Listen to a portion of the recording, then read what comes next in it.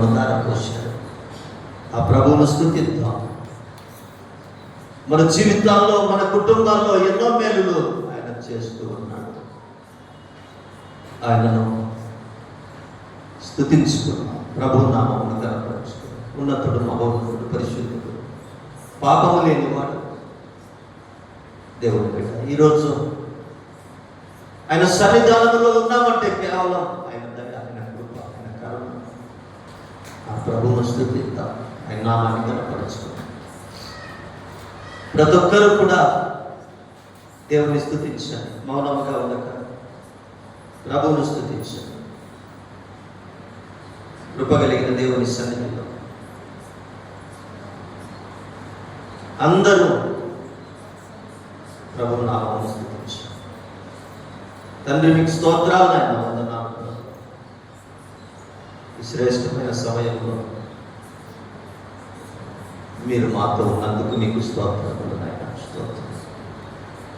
మనందరం కూడా కలిసి సర్వయుగములలో సజీవుడు, సరిపోల్చగలను అనే సామర్థ్యము అనే పాట పల్లవి మొదటి చరణం పాడుకొని ప్రభువును స్తుతిద్దాం. సర్వయుగములలో సజీవుడవు, సరిపోల్చగలనా నీ సామర్థ్యమును, కొనియాడదగినది నీ దివ్య తేజం. నా ధ్యానం, నా ప్రాణం నీవే యేసయ్యా. అందరూ కూడా దైవనామం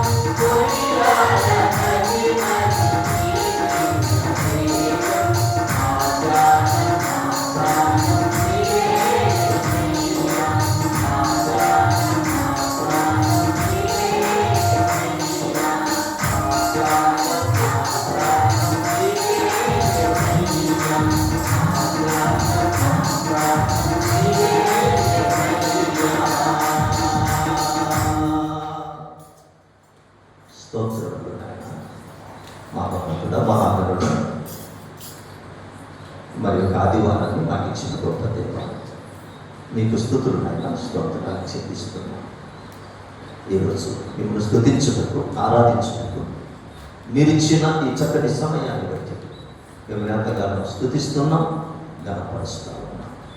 నాయన మరి ఒకసారి మాతో మాట్లాడటకు మా మధ్య ఉన్న దేవా, మీకే వందనాలు, స్తుతులు, స్తోత్రాలు చెల్లిస్తూ నజరేయుడైన యేసుక్రీస్తు శ్రేష్టమైన నామములో మీకే స్తుతులు, స్తోత్రాలు సమర్పించుకొనుచున్నాము తండ్రి.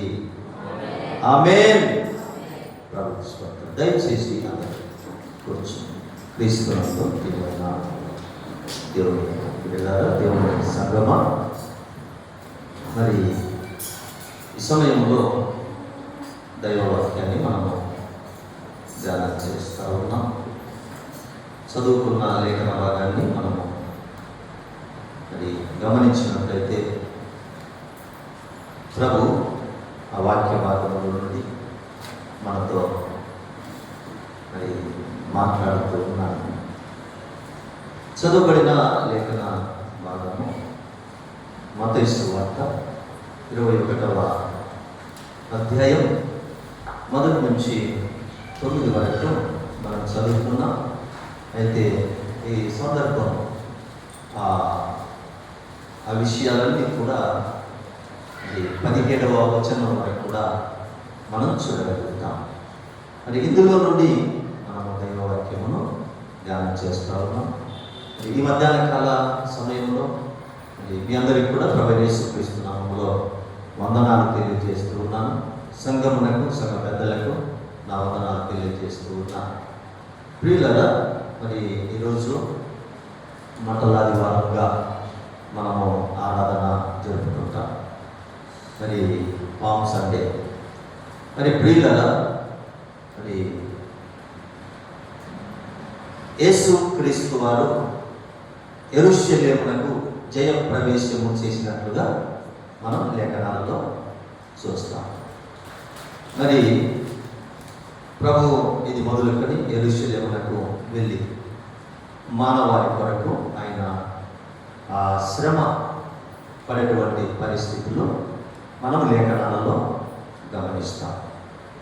మరి ఈ సందర్భాన్ని మనము చూస్తే 4 సువార్తలలో కూడా రాయబడినట్టు మనము గమనిస్తాం. మత్తయి సువార్త 21 నుంచి 17 వరకు, మార్కు సువార్త 11 1 నుంచి 11వ వచనం వరకు, లూకా సువార్త 19వ అధ్యాయం 29 నుంచి మరి అక్కడ ఆ మాటలు ఉన్నాయి.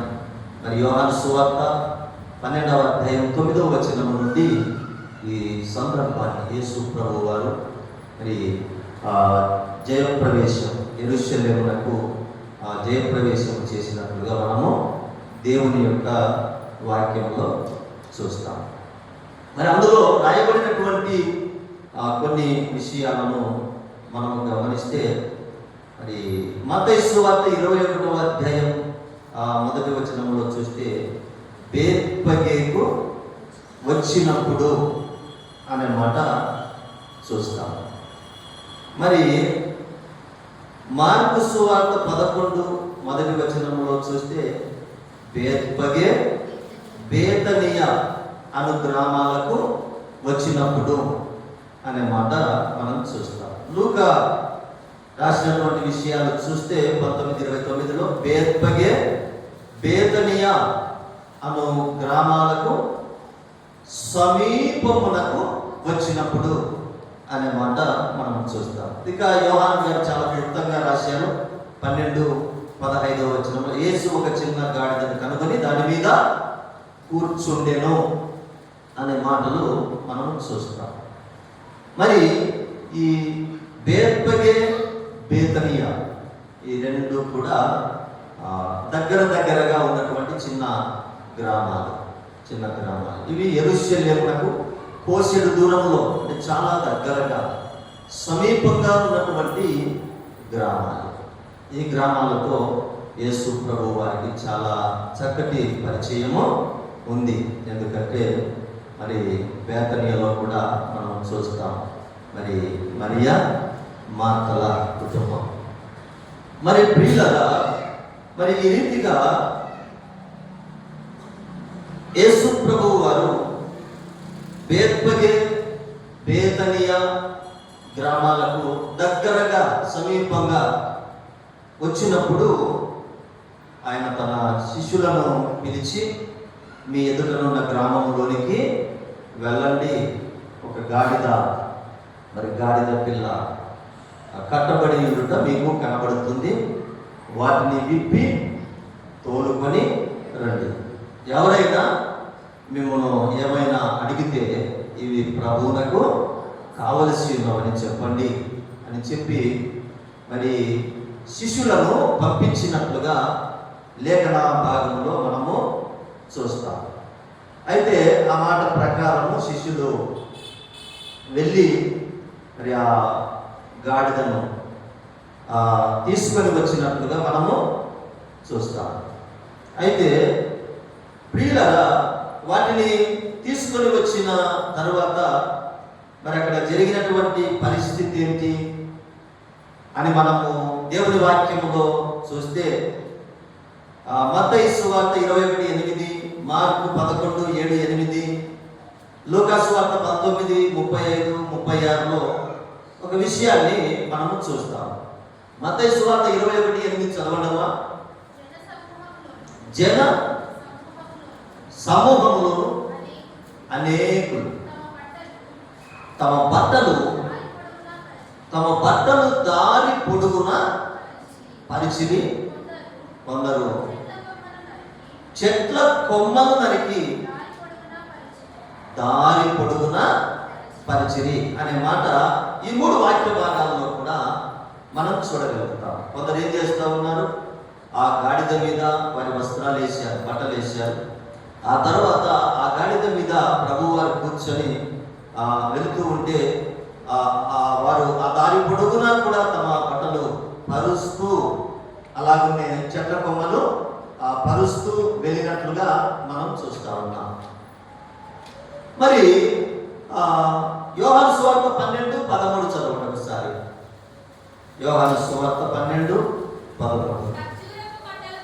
ఖర్జూరపు మట్టలు పట్టుకొని ఆయనను ఎదుర్కొనబోయి, జయము ప్రభు పేరట వచ్చుచున్నవాడు ఇశ్రాయేలు రాజు స్తుతింపబడునుగాక అని కేకలు వేసి, వారు ఖర్జూర మట్టలు పట్టుకొని కదా.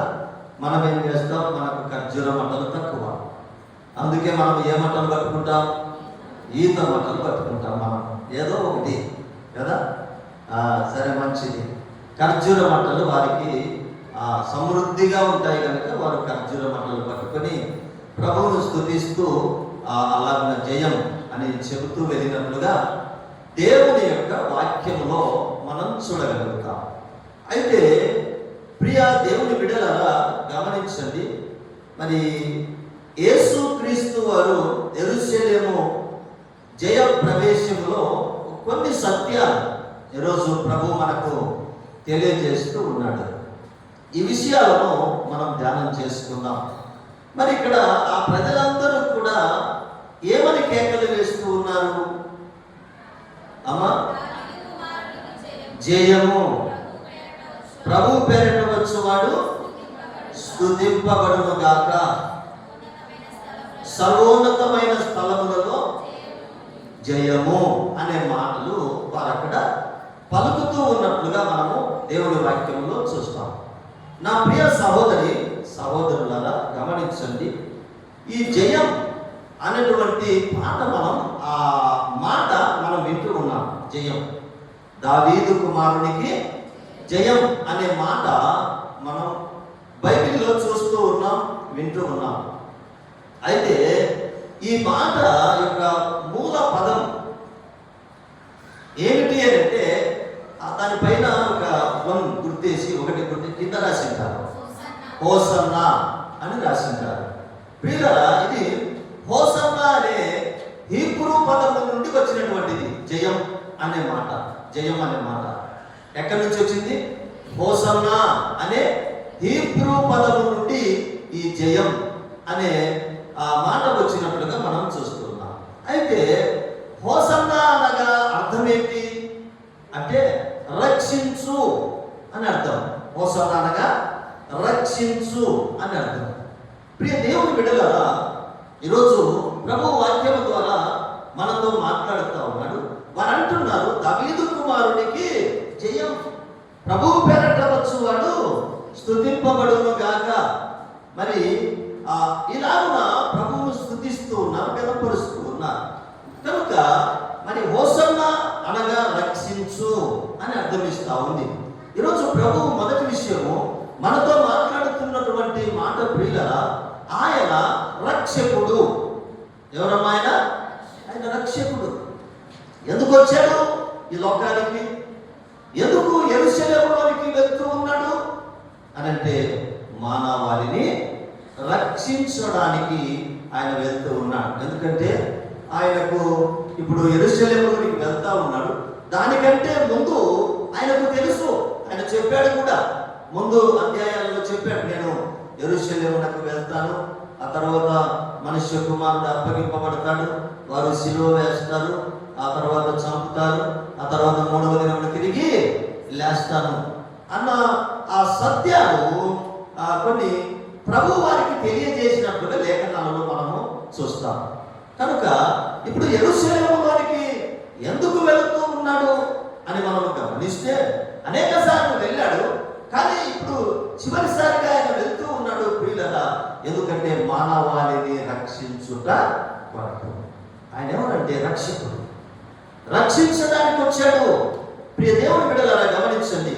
అందుకే లేఖనాలు కూడా సెలవిస్తా ఉన్నాయి. లూకా సువార్త 2వ అధ్యాయం 21వ వచనాన్ని చూద్దాం. లూకా సువార్త. ఆ శిశువునకు సున్నతి చేయవలసిన 8వ దినము వచ్చినప్పుడు గర్భమందు ఆయన పడకమునకు దేవదూత చేత పెట్టబడిన యేసు అను పేరు వారు ఆయనకు పెట్టిరి. ఏమని పేరు పెట్టారమ్మా? యేసు. యేసు అనగా రక్షకుడు. రక్షకుడు, ఆయన రక్షించేవాడు.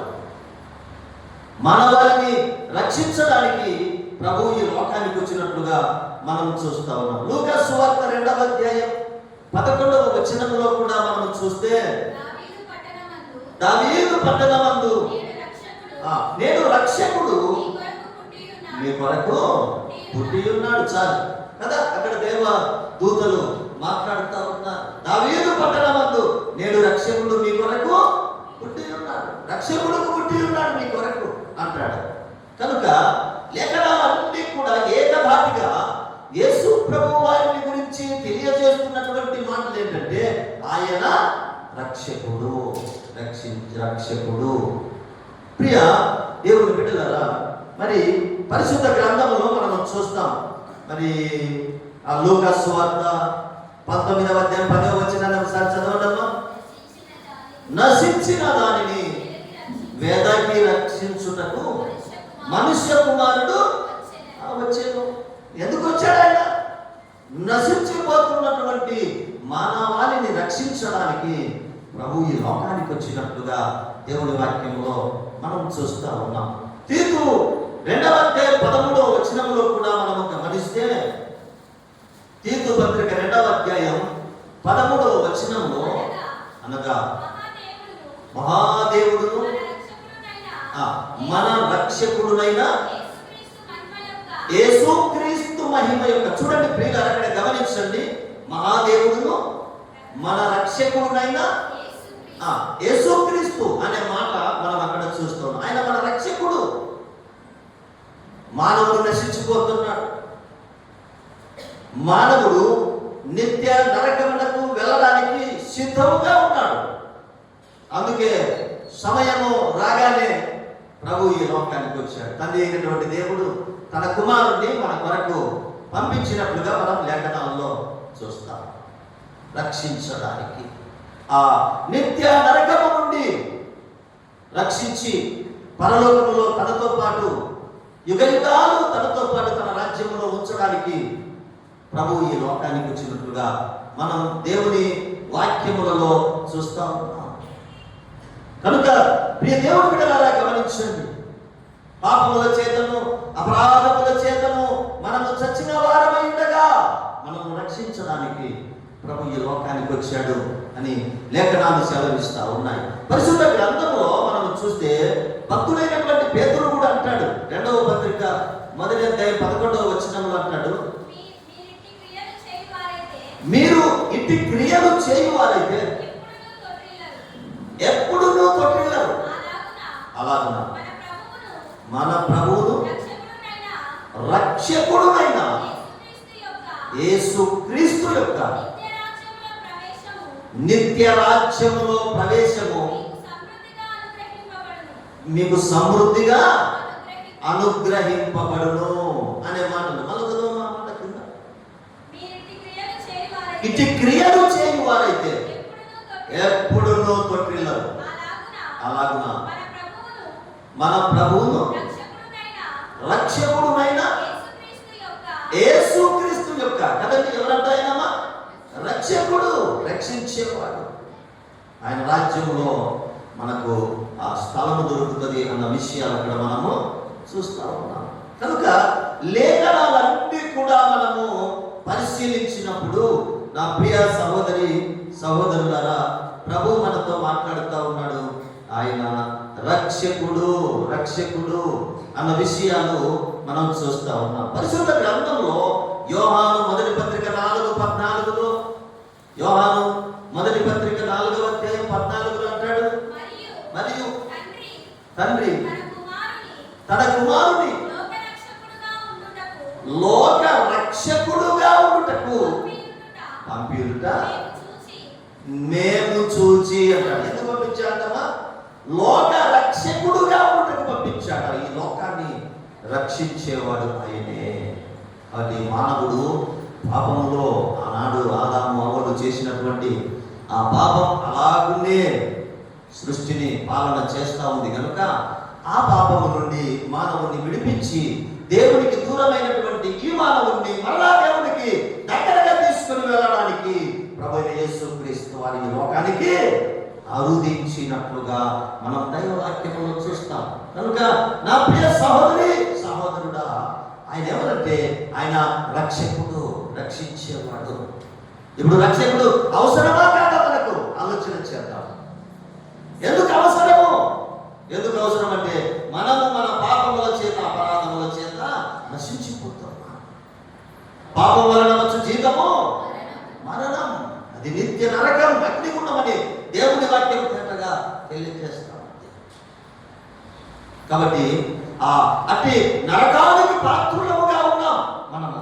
కనుక ఈరోజు ప్రభు నీతో నాతో మనందరితో కూడా మాట్లాడుతూ ఉన్నాడు. ప్రియులారా, ఆయన రక్షకుడు, మనం రక్షించడానికి వచ్చాడు. అందుకే లేఖనాలు సెలవిస్తూ ఉన్నాయి. తిమోతి మొదటి పత్రిక 1వ అధ్యాయం 15వ వచనంలో అంటాడు, తిమోతి మొదటి పత్రిక 1వ అధ్యాయం 15వ వచనంలో, పాపులను రక్షించుటకు క్రీస్తు యేసు లోకమునకు వచ్చెదను, వాక్యము నమ్మదగినదియు పూర్ణాంగీకారమునకు యోగ్యమైనదియునై ఉన్నది. ఎందుకు వచ్చాడంట? ఆయన పాపులను రక్షించడానికి వచ్చాడు. ఆయన ఈ లోకంలో 33.5 సంవత్సరాలు జీవించాడు. 30 సంవత్సరాలలో ఆయన యవన ప్రాయంలో తన పరిచర్యను ప్రారంభించి 3.5 సంవత్సరాలు అద్భుతమైన సేవ చేశాడు. ఆయన అనేకులకు మేలు చేశాడు. చనిపోయిన వారిని బ్రతికించాడు. గుడ్డోడికి చూపించాడు, మూగుడు మాట్లాడాడు, కుంటోడు నడవగలిగాడు. వీళ్ళగా చనిపోయిన వారిని బ్రతికించి అందరికీ మేలు చేసి ఆ తర్వాత ఆ కలువరి కొండపైన ఆ మెట్ట మీద తన ప్రాణమును మన కొరకు అర్పించాడు. ఆయన తన రక్తమును ధారపోశాడు. కాబట్టి యేసు రక్తమును, యేసును ఎవరైతే సమీపిస్తారో, యేసు నామములో ఎవరైతే ప్రార్థన చేస్తారో వారు ఏమవుతారు? రక్షింపబడతారు. నిత్య నరకము నుండి, నిత్యాగ్ని నుండి తప్పించబడతారని లేఖనాలు సెలవిస్తా ఉన్నాయి. హల్లెలూయా. పాపములో నీవు పడిపోయావా, శాపముతో నీవు అలమటించుచున్నావా, పాపములో నీవు పడిపోయావా, శాపముతో నీవు అలమటించుచున్నావా, పాపము పాపి శాపము తీసే, పాపము పాపి శాపము తీసే, సర్వోన్నతుడైన యేసుని నామం ప్రియుడా, ప్రభు యేసును స్తుతించురా. పాపముల చేత శాపముల చేత కొట్టిమిట్టాడుచున్నటువంటి ఈ మానవాళిని రక్షించడానికి ప్రభువైన యేసుక్రీస్తు ఈ లోకానికి వచ్చినట్లుగా లేఖనాలు ఘోషిస్తూ ఉన్నాయి. కనుక నా ప్రియ సహోదరి సహోదరుడా, ఎందుకు వచ్చాడు యేసు ప్రభు? ఎందుకు ఆయన చనిపోతానని, సిలువ వేయబడతానని, హింసింపబడతానని, శ్రమల పాలు చేయబడతానని తెలిసి కూడా ఎందుకు యెరూషలేమునకు వెళుతూ ఉన్నాడు అంటే మనలను రక్షించడానికి. గమనించండి పిల్లరా, రెండవ విషయాన్ని చూద్దాం. ఈ సమయంలో మనం రెండవ విషయాన్ని చూస్తే కొందరు ఏం చేస్తూ ఉన్నారంటే, ఆయన ఆ శిష్యులు గాడిదను తీసుకొని వచ్చినప్పుడు ఆ గాడిద మీద ఏం వేశారు? బట్టలు పరిచారు. ఆయన కూర్చున్న తర్వాత ఆ గాడిదను తీసుకొని వెళ్తా ఉన్నారు. యేసు ప్రభువు దాని మీద కూర్చున్నాడు, వెళ్తూ ఉన్నటువంటి ఆ సమయంలో అందరూ దారి పొడుగున ఏం చేస్తూ ఉన్నారు? బట్టలు పరుస్తూ ఉన్నారు. ఆ గాడిద ప్రభువును మోస్తూ అలా వెళ్తూ ఉంది. కొందరు చెట్ల కొమ్మలు, పచ్చని చెట్ల కొమ్మలు నరికి తెచ్చి దారి పొడుగున పరుస్తూ ఉన్నారు. కొందరు ఖర్జూర మంటలు పట్టుకొని వారు ప్రభువును స్తుతిస్తున్నారు. దావీదు కుమారుడికి అని చెప్పి ప్రభువును స్తుతిస్తూ ఉన్నట్లుగా మనము గమనించగలం. ప్రియులారా, పరిశుద్ధ గ్రంథంలో రాజులు 2వ గ్రంథం 9వ అధ్యాయం 13వ వచనాన్ని ఒకసారి చదువుకుందాం. రాజులు 2వ గ్రంథం 9వ అధ్యాయం 13వ వచనాన్ని చూద్దాం. అంతటా వారు అతి వేగిరముగా తమ వస్త్రములను పట్టుకొని మెట్ల మీద అతని కింద పరిచి బాగా ఊదించి యెహూ రాజై ఉన్నాడని చాటించిరి అనే మాట చూస్తున్నాం. ఎలీషా ప్రవక్త ఒక వ్యక్తిని పంపించాడు యెహూ దగ్గరికి. నువ్వు వెళ్ళి అతన్ని అభిషేకించిరా అని, అతనికి ఈ మాట చెప్పిరా అని చెప్పినప్పుడు ఒక యవనస్తుడు పరుగున వచ్చి యెహూకు చెప్పి వెళ్తాడన్నమాట. మరి ఏమని చెప్పాడు అతడు అని అంటే, అతడు తెలియజేస్తాడు, నీవు దేవుడు నిన్ను రాజుగా, ఇశ్రాయేలు రాజుగా అభిషేకిస్తున్నాడు అని చెప్పాడంటే, వెంటనే వారు ఏం చేశారంటే యెహూ నడుస్తూ ఉంటే ఏం చేశారు? బట్టలు పరుస్తూ ఉంటే ఆ బట్టల మీద ఆయన నడుచుకుంటూ వస్తూ ఉన్నాడు. అప్పుడు ఏమని ప్రకటించారు వారు? యెహూ రాజై ఉన్నాడు అని చెప్పి వారు ప్రకటించినట్లుగా దేవుని వాక్యంలో మనం చూస్తూ ఉన్నాం. అంటే ప్రియులారా, ఇప్పుడు యేసు ప్రభువు వారు కూడా ఆయన గాడిద మీద కూర్చొని వస్తా ఉంటే ప్రజలు ఏం పరుస్తూ ఉన్నారు? వస్త్రాలు పరుస్తూ ఉన్నారు, బట్టలు పరుస్తూ ఉన్నారు. అంటే ఇక్కడ మనం గమనించండి, అక్కడ యెహూ రాజై ఉన్నాడు, ఆయనకు వస్త్రాలు పరుస్తూ ఉన్నాడు, నడుచుకుంటూ వస్తూ ఉన్నాడు వాటి మీద. ఇక్కడ మనము గమనించినట్లయితే ప్రియమైన దేవుని బిడ్డలారా, యేసు ప్రభు వారు ఏమై ఉన్నారు అని అంటే ఆయన రాజై ఉన్నాడు అని లేఖనాలు సెలవిస్తూ ఉన్నాయి. ఆయన ప్రభు, అంతే, ఆయన రాజు. దేవుని బిడ్డలారా గమనించండి, ఆయన ఈ సమస్తమునకు, ఈ సర్వ సృష్టికి కూడా రాజై ఉన్నాడు అని దేవుని వాక్యము ద్వారా మనం చూడగలుగుతా ఉన్నాం. పరిశుద్ధ గ్రంథంలో ఈ మాటను మనము చూస్తే మత్తయి సువార్త 21:8వ వచనాన్ని చదవండమ్మా. జన సమూహము అనేకులు తమ బట్టలు దారి పొడుగున పరిచిరి. కొందరు చెట్ల కొమ్మలు నరికి దారి పొడుగున పరిచిరి. కాబట్టి అక్కడ యెహూను మనము చూస్తే, ఇక్కడ ప్రభు వారిని చూస్తే మనకు ఆయన రాజై ఉన్నాడు అనే మాట మనకు అర్థమవుతా ఉంది. కనుక ఆయన తన ప్రజలకు రాజు, తన ప్రజలను పరిపాలించేవాడు. కనుక నా ప్రియ సహోదరి సహోదరుడా, ఈ మధ్యాహ్నకాల సమయంలో ప్రభు మనతో మాట్లాడుతూ ఉన్నాడు. ఆయన రాజు అయి ఉన్నాడు. అపోస్తల కార్యములు 10:36 అంటాడు. అపోస్తల కార్యములు 10 యేసుక్రీస్తు అందరికీ ప్రభు అయి ఉన్నాడు. ఆయన కొందరికి కాదు, అందరికీ ప్రభు అయి ఉన్నాడు. యేసు ప్రభు సర్వమానవానికి ప్రభు అయి ఉన్నాడు. ఆయన రాజు, అంతే. ఆయన పాలకుడు, పరిపాలించేవాడు. ఆయన సమస్తమును కలుగజేసినటువంటి వాడు. ఆయన లేకుండా ఏది కలగలేదు. ఆయన అంతటి మీద అధికారి అయి ఉన్నాడు. కనుక ఆయన రాజు అని లేఖనాలు సెలవిస్తా ఉన్నాయి. మత్తయి సువార్త 27:11 మనం చూస్తే యేసు అధిపతి ఎదుట నిలిచెను. అప్పుడు అధిపతి, యూదుల రాజు నీవేనా అని ఆయన అడుగుతా. యేసు అతన్ని చూచి నీవన్నట్టే. ఆయన అధిపతి అంటున్నాడు. పిలాతు, యూదుల రాజు వాళ్ళు, యూదుల రాజు నీవేనా అని అంటే ప్రభు అంటున్నాడు నీవన్నట్టే. అంటే దాని అర్థం ఏంటి? నేను రాజునే. నా ప్రియులరా, ఈరోజు ప్రభు మనతో మాట్లాడుతూ ఉన్నాడు. ఈ లోకంలో మనకెంతమంది లోక సంబంధమైన రాజులు, రాజ్యాలను పరిపాలించేవారు ఉన్నా మన రాజు యేసు ప్రభు అని లేఖనాలు మరి తెలియజేస్తా ఉన్నాయి. నా ప్రియ సహోదరి సహోదరుడా, గమనించండి. ఆయన రాజుగా మరి యెరూషలేములో ప్రవేశిస్తూ ఉన్నట్లుగా మనం చూస్తా ఉన్నాం. లూకా సువార్త 1:33 చూద్దాం. ఆయన యాకోబు వంశస్థులను యుగ యుగములు ఏలును. ఆయన రాజ్యము అంతము లేనిదై ఉండునని ఆమెతో చెప్పాను అనే మాట. దేవదూత ప్రత్యక్షమై మరియతో మాట్లాడుతున్నటువంటి ఆ సందర్భంలో ఈ మాటలు మనం చూస్తా ఉన్నాం. మళ్ళీ ఒకసారి చదువు మాట. ఆయన యాకోబు వంశస్థులను యుగ యుగములు ఏలును.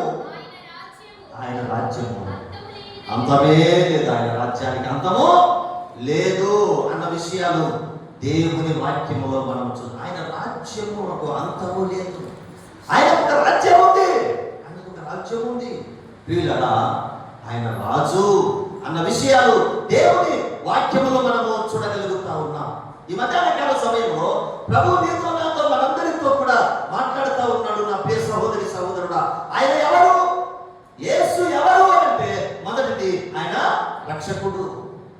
రెండవ విషయాన్ని మనం చూస్తే ఆయన ఎవరు అంటే రాజు.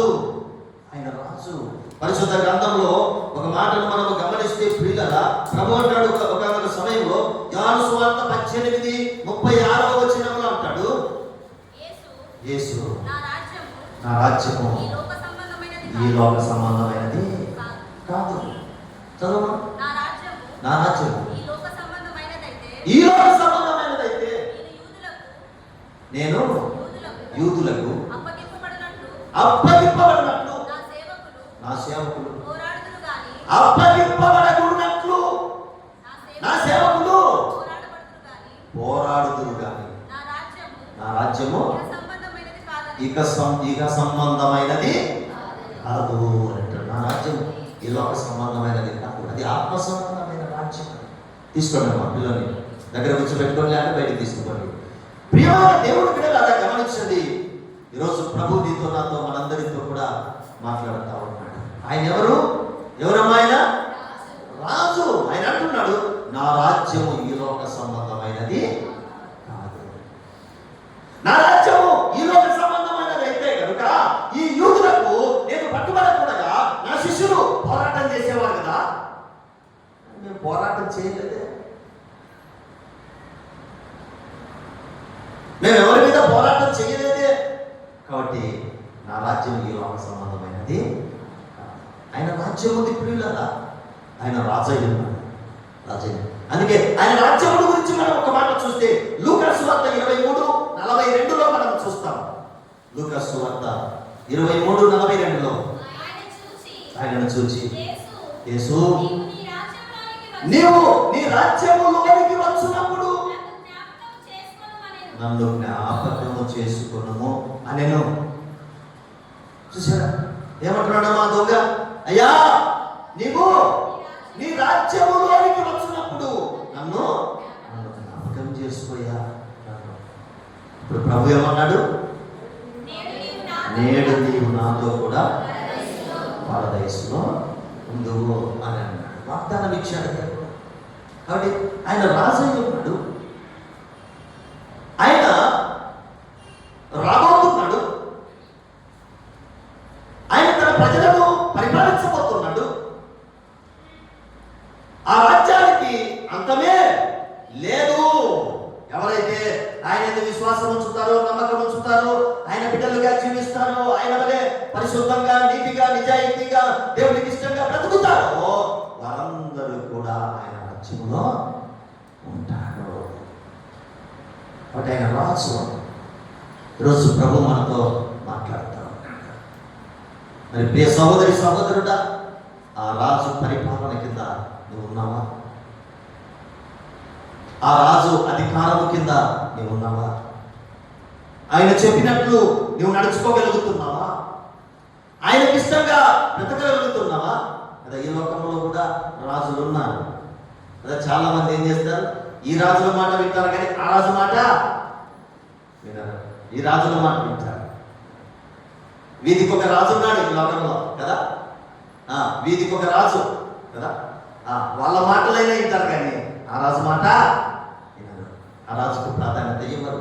ఆ రాజును వాడుకుంటారు, వదిలేస్తారు.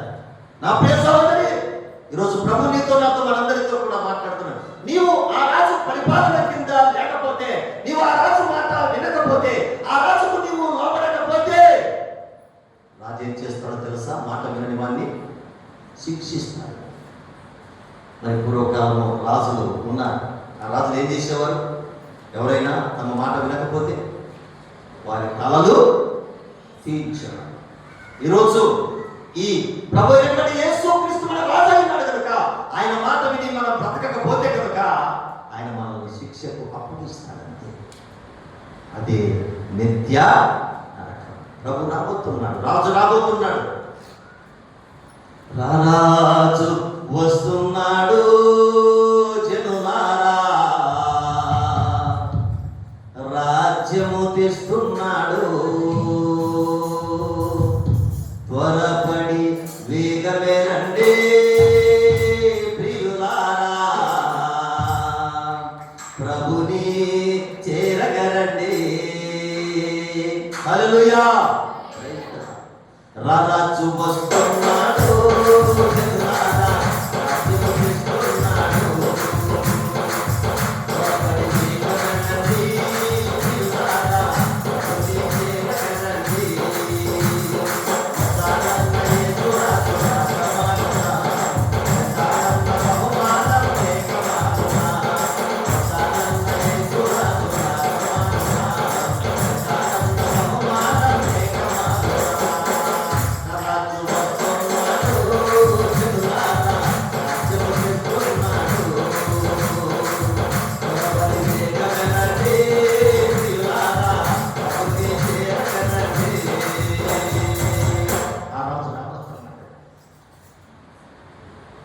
తన బిడ్డలను తీసుకుని వెళ్ళడానికి రాబోతున్నాడు.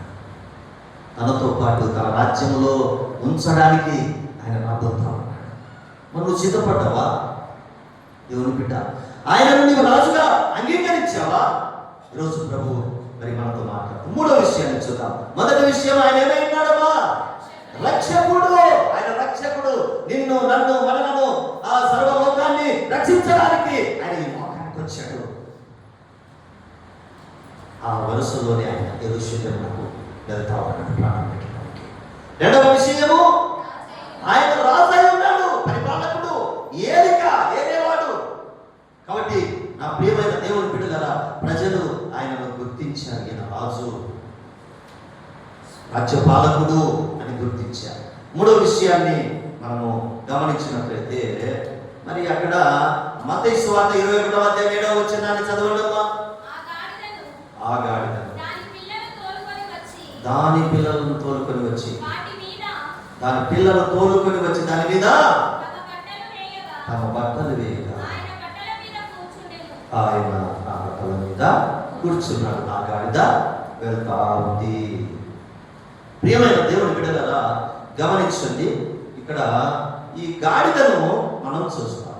గాడిద మీద కూర్చొని వెళ్తా ఉన్నాడు. ఎక్కడైనా రాజులు గాడిదల మీద కూర్చుంటారు, గుర్రాల మీద కూర్చుంటారమ్మా కదా. గుర్రాల మీద కూర్చుంటారు, వాళ్ళకి ఏం తక్కువ. సొలొమోను అయితేనేమి, ఐగుప్తీయులు అయితేనేమి, సొలొమోను ఐగుప్తు నుంచి శ్రేష్టమైన మంచి బలమైన గుర్రాలను తెప్పించినట్టు లేఖనాల్లో మనము చూస్తాం. అంటే రాజు అంటేనే రాజు గుర్రం ఉంటుంది, రాజ్యం ఉంటుంది. మరి ఈయన దేని మీద కూర్చొని వెళ్తా ఉన్నాడు? గాడిద మీద కూర్చొని వెళ్తా ఉన్నాడు. వీళ్ళరా, గుర్రము అనేది యుద్ధమునకు, పోరాటమునకు సూచనగా ఉంది. గాడిద మీద కూర్చొని వెళితే అది సమాధానమునకు గుర్తుగా ఉంది. ఈరోజు ప్రభు మనతో మాట్లాడుతూ ఉన్నాడు. ఆయన మూడవ విషయము, ఆయన ఏమై ఉన్నాడు అని అంటే ఆయన సమాధానకర్త. ఆయన మన వారికి సమాధానం ఇవ్వడానికి ఈ లోకానికి వచ్చాడు కదా. సమాధానం లేని కుటుంబాలు ఎన్నో ఈ లోకంలో కదా.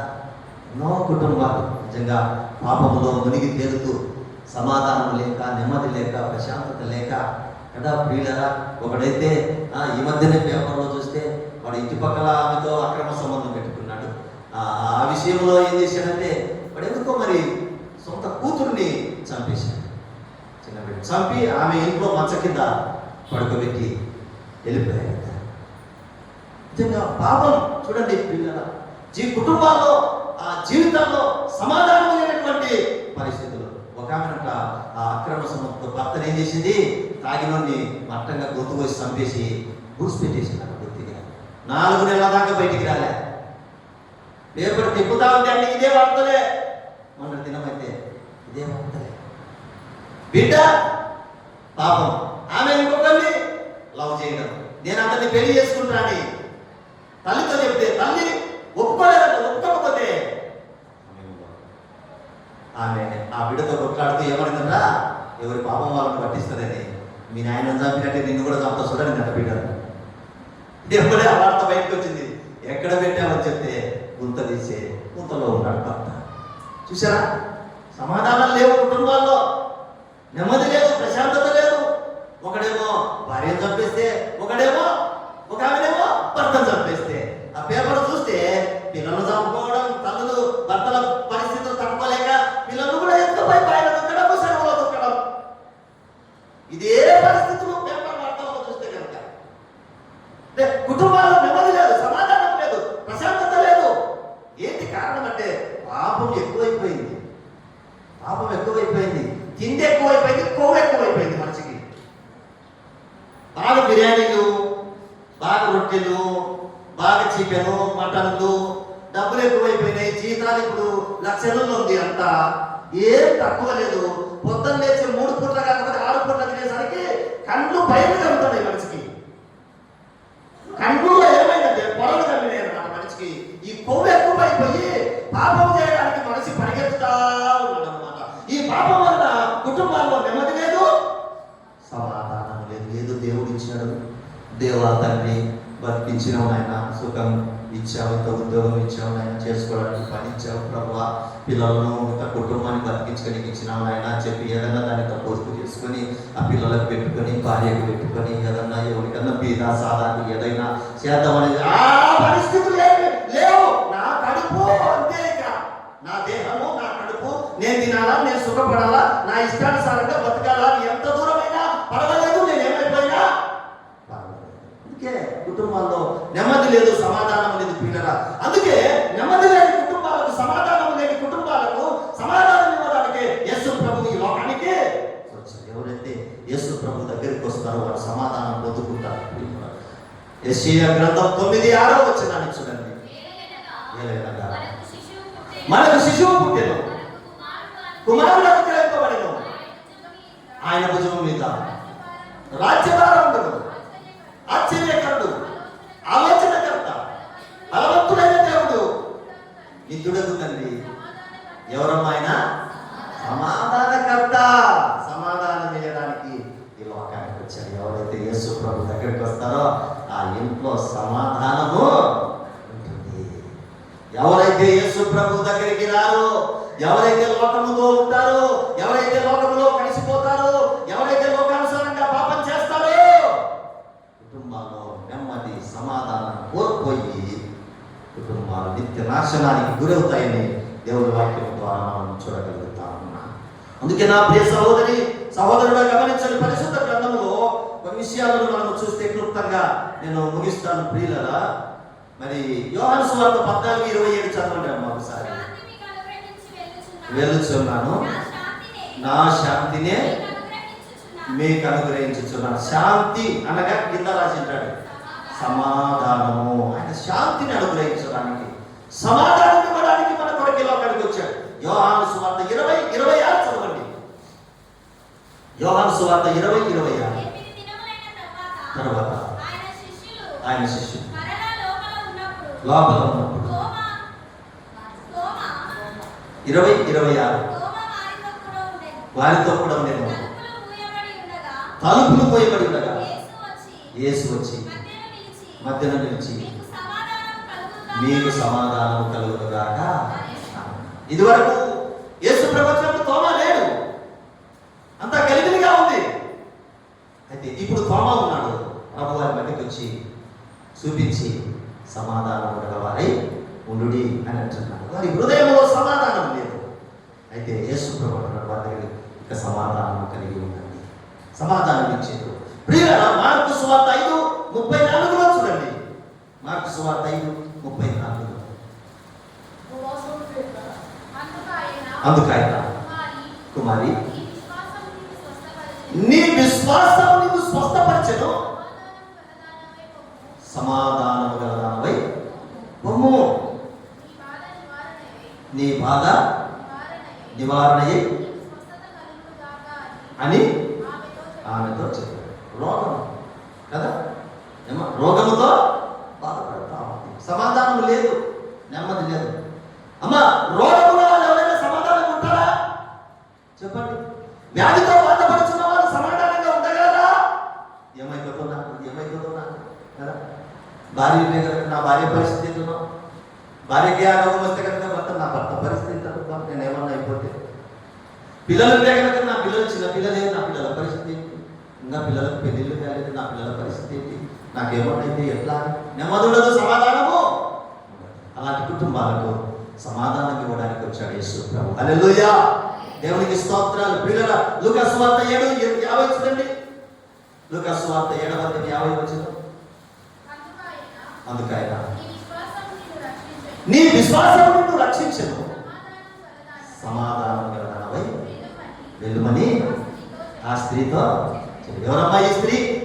పాపాత్మురాలైన స్త్రీ అని రాయబడింది. ఆమె పేరు పాపములో జీవించింది, నెమ్మది లేదు, సమాధానము